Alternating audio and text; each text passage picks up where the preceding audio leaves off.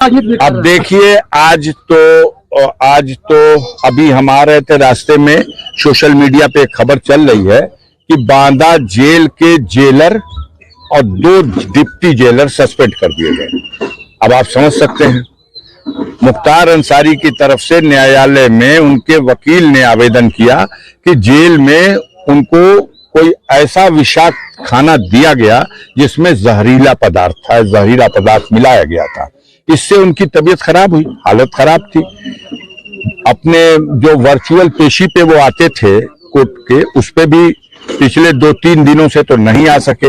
उनके जगह पे जब जेलर खड़ा हो रहा है तो वो कहता है कि नहीं, वो अस्वस्थ है इसलिए नहीं आ रहे हैं। इस बीच में हम लोग जानते हैं कि काफी दिनों से उनके हत्या करने का साजिश रची जा रही है और उनके बेटे मुख्तार अंसारी की ओर से, उमर अंसारी की ओर से माननीय सर्वोच्च न्यायालय में ये याचिका दायर की गई है कि उनके सारे मामले और उनको उत्तर प्रदेश के बाहर कहीं दूसरी स्टेट में शिफ्ट करके वहां ट्रायल करा लिया जाए और वहां उन्हें रखा जाए जुडिशियल कस्टडी में। अब उत्तर प्रदेश सरकार को नोटिस जारी हो चुकी है, उसमें कोई डेट भी फिक्स है, उसकी सुनवाई अभी चल रही है। और इधर इन लोगों ने देखा कि ऐसा ना हो कि कोई माननीय सर्वोच्च न्यायालय से आदेश ऐसा हो जाए, तो इस तरह का भी षड्यंत्र किया गया। हमारा मानना है कि मौत का एक दिन निश्चित है, लेकिन शैतान कोशिश तो कर सकता है और तमाम तरह की उनको मिटाने की, उनकी हत्या करने की कोशिशें हो रही हैं। उसके पीछे एक बड़ी वजह, जो सबसे जरूरी वजह है, वो ये है कि ब्रजेश सिंह जो हैं, उनके खिलाफ 15 जुलाई 2001 में जब मुख्तार अंसारी पर उसरी में आक्रमण हुआ था तो उनके खिलाफ नामजद अभियुक्त बना करके त्रिभुवन सिंह, ब्रजेश सिंह पर मुकदमा दर्ज हुआ था। उसमें गवाही चल रही है। तो हालत खराब यह है कि मुख्तार अंसारी कोर्ट में गवाही जब करेगा तो सजा निश्चित है। उसमें 5-6 गवाह गवाही कर चुके, तो उससे पहले कि उनकी गवाही हो जाए, उनके साथ कोई अनहोनी घटना हो जाए। ये प्रयास, ये षड्यंत्र, ये साजिश सरकार और अपराधियों की मिली जुली हिकमत के साथ उनके अधिकारियों के संरक्षण में ये सब अंजाम देने का प्रयास चल रहा है। हम लोग कानून के रास्ते से इसमें जो उनकी सुरक्षा के लिए हो सकता है वो कर रहे हैं। ऐसे में क्या आप लोगों का विभागीय से संपर्क हो पाएगा नहीं सर? नहीं, मैंने फोन किया था। वो जो एक सुविधा होती है परिजनों को, जो हफ्ते में 5 दिन कोई जेल में है तो वो अपने परिजन से फोन से बात कर सकता है, लेकिन इसमें उससे नहीं बात कर सकता, वो ही फोन करेगा तो बात होगी। तो उनका फोन तो आ नहीं पाया 4-5 दिन से।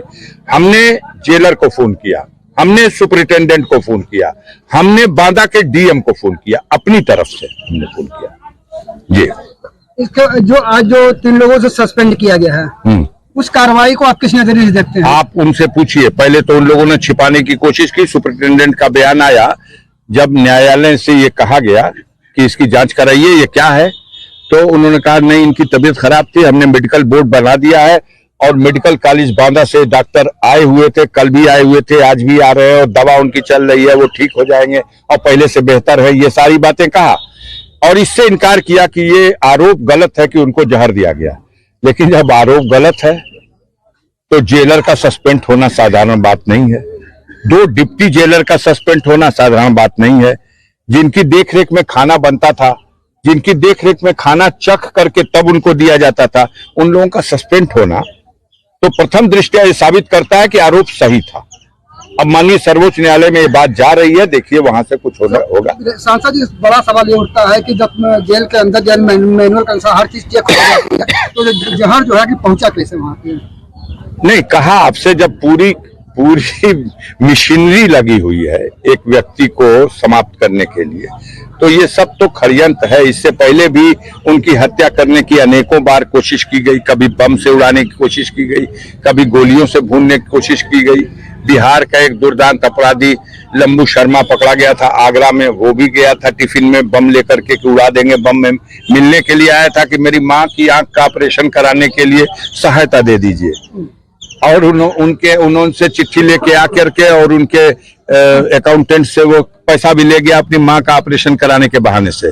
और बाद में आया कि मेरी माँ का ऑपरेशन हो गया है, उसने आपके लिए खीर बना के दी है खाने के लिए। और जब मिलने के लिए जाना था तो टिफिन के एक डिब्बे में खीर थी और दूसरे डिब्बे में बंद था, लेकिन मारने वाले से होता है, बढ़कर है बचाने वाला। उसने भेद खुल गया, पकड़ा गया और सारा रहस्य खुल गया, सारा पता चल गया। तो उनको तो हर बार गरीबों करोड़ों लोग उनके लिए दुआ करते हैं और वही दुआ उनका कवच बन जाती है। तो वो जैसे हर बार बचे, इस बार भी बचे हुए हैं। धन्यवाद। जेल अधीक्षक बांदा का वारलेस गया मोहम्मदाबाद थाने पर कि उनकी हालत अच्छी नहीं है। बांदा मेडिकल कॉलेज में उनको भर्ती कराया गया है